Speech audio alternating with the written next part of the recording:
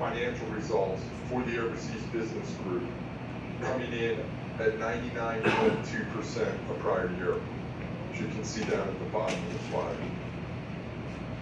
Brunei Shanghai came in down about 28% the prior year.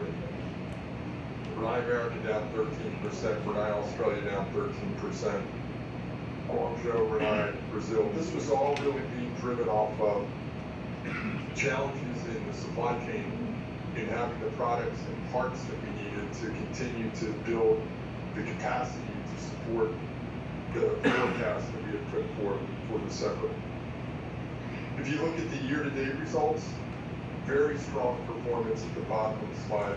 21% for Brunei Corporation's Overseas Business Group during the 12 months of 2021.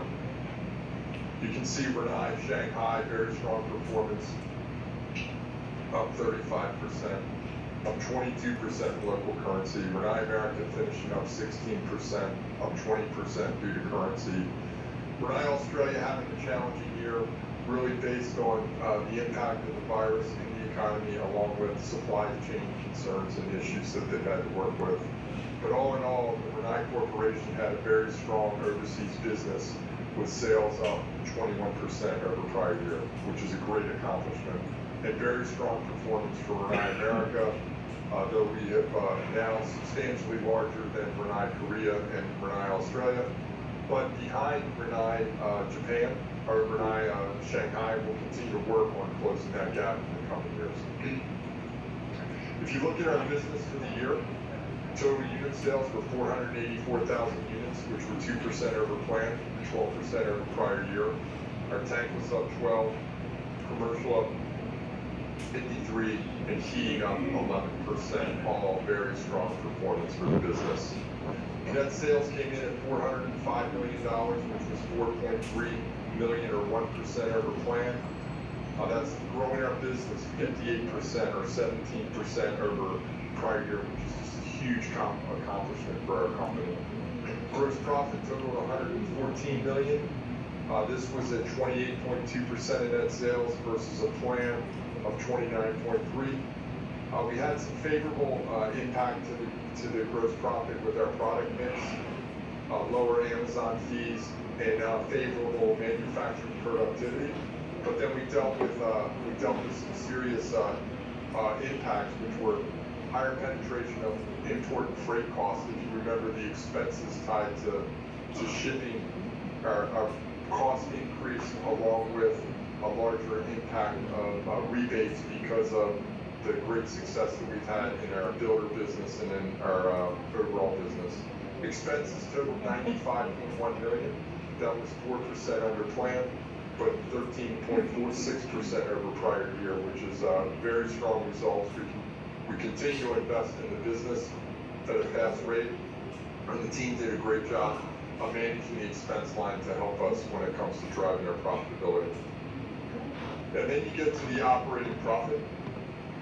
That totaled 18.9%, which was $300,000 or 2% over plan. Again, a major accomplishment for our company.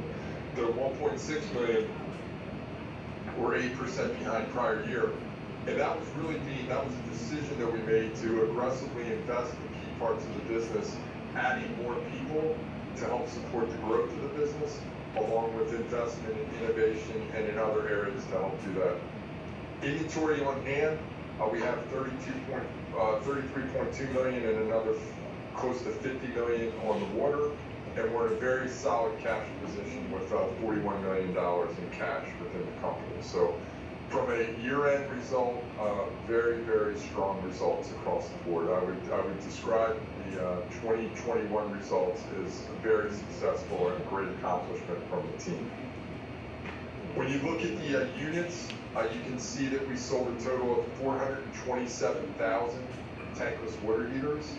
When you look at the blue boxes, you can see lower penetration of the Ultra units, which is our Sensei product that is less profitable for us, and a higher penetration of more profitable products really helped us improve our gross profit rate with that. And then for our 6th highest base growth profit categories, year-to-date exceeded plan by 34,000.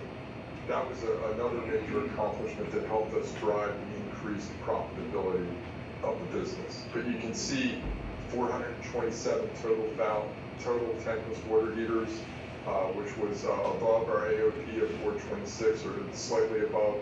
Strong performance in the commercial, just a great year with our commercial business. I mean, think about it, we sold close to 3,000 demand duos, which is a major accomplishment. And then you can see strong performance in the heating side, though we were slightly or right above plan, right on plan, basically. You can see the strong performance with the business, which is great to see. When you look at the gross profit story that I was speaking of, and you look at the impact that it had on the overall top profitability, you can see what we've tried to lay out here is our most profitable products category, and what you can see is the profit that they generate and a percentage of sales. And you can see one of the challenges that we're faced with, and we're working with RJ Manufacturing, is really improving our profitability of our Ultra product. That is our Sensei product. As you can see from a profitability side, from a gross profit, it has a lower margin, and it happens to be our fastest growing and largest category. So we're working with Rinnai Japan to help on the overall profitability. But you can also see that there was a reduction in penetration, which helped us in the profitability this year. These were our strategic priorities and goals that we set for the year. As I said, we came in at $405 million, 1% over plan. We came in with tankless water heaters, 4% over plan, 26% over plan in commercial, and just slightly over plan when it came to the heating, and then over plan. So if you want to look at the scoreboard for Rinnai America, I would describe it as a clean sweep. We beat plan and delivered plan in all of the key metrics that we put forward. Again, a major accomplishment for the company. I know that there's this concern about the backlog of sales product and the impact that that's had on our business of missed opportunities, but we can only control what we can control.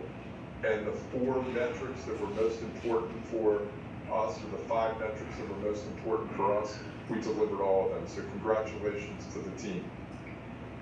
As we've been challenged with tankless supply and capacity, that has had an impact on our market share, and we have a lot of work to do in the future going forward. So this chart shows, if you look at the December results, year-over-year growth in the December shipments for tankless water heaters, the category was up 15%.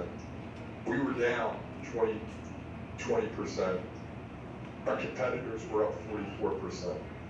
That was all driven by capacity and not having the product that we needed at the time to ship that caused the big miss in December. Year to date, the total market was up 29%, and this is US data. Rinnai is up 14%. Our market share this year went from 40% to 35.6%, and